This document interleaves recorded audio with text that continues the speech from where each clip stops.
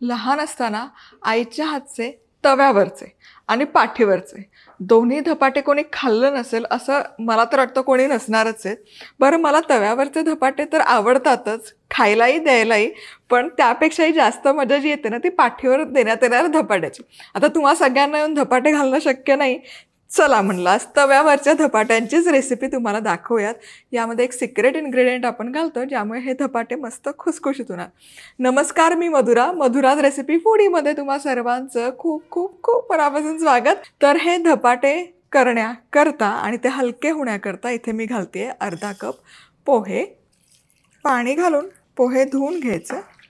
बरं, मी काय म्हणते, आपले मधुराज रेसिपीचे ना शाळेच्या डब्यासाठीचे मस्त स्टेनलेस स्टीलचे लंच बॉक्स उपलब्ध करून दिलेले आहेत. मधुराज रेसिपी club.com वरून तुम्ही ऑर्डर करू शकता किंवा व्हॉट्सॲप नंबर देते, तिथे जाऊन देखील ऑर्डर करू शकता. आता पोहे स्वच्छ धुवून झाले की पोह्यांमध्ये पुरेसं पाणी घालायचं. पुढची तयारी होईस्तोवर पोहे बाजूला ठेवायचे 10-15 मिनिटं. आता धपाट्यांसाठी मस्त असा आपला ठेचा तयार करूयात. तर त्यासाठी जिरं घ्यायचं अर्धा चमचा, ओवा पाव चमचा, लसूण पाकळ्या 5-6 आणि 5-6 हिरव्या मिरच्या आणि याचा छानपैकी ठेचा तयार करायचा.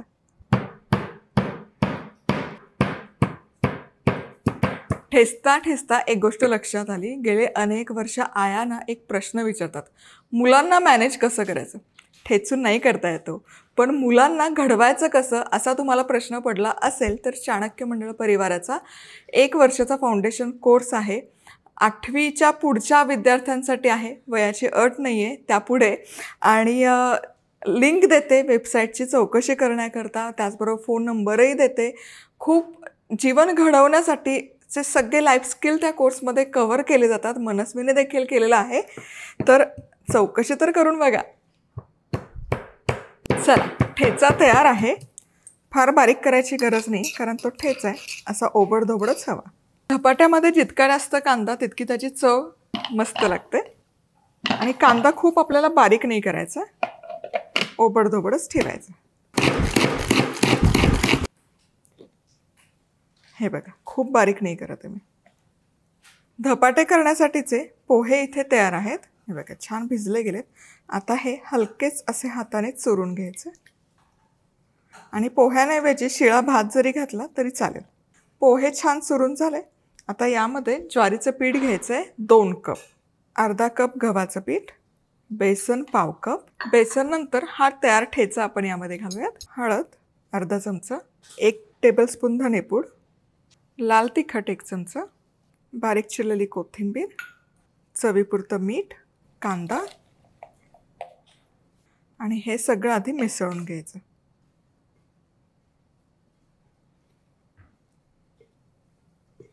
छान मिसळून झालं की यामध्ये पाणी घालूयात आणि हलकंसं मऊ मळून घ्यायचं. खूप घट्ट नाही ठेवायचं धपाट्याचं पीठ. पीठ इथे तयार आहे, हलकंसं मऊ आहे, तुम्ही बघू शकाल. खूप घट्ट नाही ठेवायचं. आता धपाटे करण्याकरता एखादं असं सुती कापड घ्यायचं, पाण्यामध्ये पूर्ण ओलसर करून घ्यायचं. जास्तीचं पाणी काढून घ्या. आता हा ओलसर रुमाल असा पोळपाटवर घ्यायचा. धपाटे करण्यासाठी मध्यम आकाराचा गोळा तयार करून घ्यायचा. कारण धपाटे जरा बऱ्यापैकी पातळ असतात, थालीपीठासारखे जाड जाड नसतात, त्यामुळे खूप उंडा नका घेऊ मोठा. जितकं आपण पातळ त्याला पसरवू ना तितके ते धपाटे चवदार होतात. आता हलकासा पाण्याचा हात घेऊन हे छान जितकं शक्य असेल तितकं पातळ थापून घ्यायचं. हे एकदम पातळ म्हणजे पोळीसारखे पातळ असतात हा धपाटे, त्यामुळे जितकं पसरवता येईल तितकं पसरवून घ्यायचं. चला, हे छानपैकी असे थापून झालेत. हे बघा, अगदीच बऱ्यापैकी पातळ थापलेत. केसे उचलूनही दाखवते. हे बघा, तवा मध्यम आचेवर तापवून घ्यायचा, त्यामध्ये तेल घालूयात. तेल असं छान पसरवून घ्यायचं. आता तव्यावर थोडेसे तेल घालून घेऊयात, खूप नाही, अगदी थोडेसे.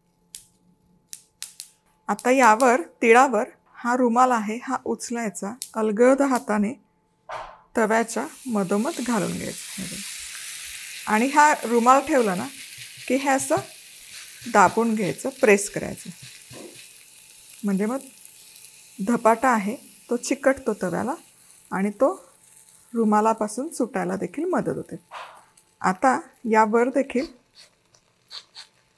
हलकेसे तीळ पेरायचे आणि हा धपाटा हलकासा फुगायला लागला असं वाटलं तर उलातनं घ्यायचं, हलकंसं असं उचलायचं, कारण तो भाजला गेला पाहिजे. फुगला ना धपाटा तर तो छानसा भाजला नाही जात. चला आता सफाईदार झाला आहे. झाकण ठेवूयात आणि मध्यम आचेवर खमंग असा भाजून घ्यायचा. झाकण ठेवून भाजा, नाहीतर त्याला भेगा पडतात. आता याच प्रकारे पुढचा पण धपाटा मी थापून घेते. रुमालावर थोडंसं पाणी शिंपडायचं, गोळा घ्यायचा, एकसारखा करून घ्यायचा आणि जितका शक्य असेल तितका छान असा पसरवून घ्यायचा. चला हा धपाटा देखील छान थापून झालाय बघा, मस्त दिसतोय. तर यावरच तीळ घालते. चला आता एक 3-4 मिनिटं एक बाजू छान भाजून झाली. झाकण काढूयात. वाह बघा सुंदर दिसतंय. थोडंसं तेल वरच्या बाजूला देखील ते छान खमंग असं भाजलं जाईल. चला आता हे काढूयात. वा वा वा वा बघा, देख आहा क्या बात आहे. मस्त एकदम खरपूस झाला. हे बघा पातळ आहे आणि दिसतोय काय मस्त बहारदार. दोनही बाजूने खमंग असं भाजून घेतलं तर रंग आलाय. आणि हे काढूयात आणि लगेच खाणार असाल तर ताटात, नाहीतर असं जाळीवर. याच प्रकारे सगळे धपाटे करायचे. तेल उचलायचा अलगद, तव्याच्या मधोमध घालायचा आणि हा धपाटा आहे ना छान असा गरम गरम तव्यावर घालून घ्यायचा, दाबून घ्यायचा, म्हणजे तो फुगणार नाही शिजत असताना. म्हणून ही प्रोसेस गरजेची आणि रुमालावरून पण पटकन सुटेल. येस. आणि वाटलं तुम्हाला की नाही हा फुगतोच आहे तर पुन्हा तोच रुमाल घ्या आणि हलकंसं असं पसरवून घ्या. आणि ज्या बाजूला फुगलं आहे ना त्या बाजूने ही अशी कड हलकीशी उचलायची, हलकंसं शिजू द्यायचं त्याला. हे बघा उचलायचं. धपाट्याचा हा जर असा प्रॉब्लेम होतो, फुगतो तो, कारण याला आपण मध्यभागी छिद्र नाही घालत. पण एकदा का हलकीशी त्यातली वाफ केली ना तो धपाटा ऐकतो बरं का. बघा छान वाफ जाते याच्यात. आता झाकण ठेवूयात, खरपूस असा भाजून घ्यायचा.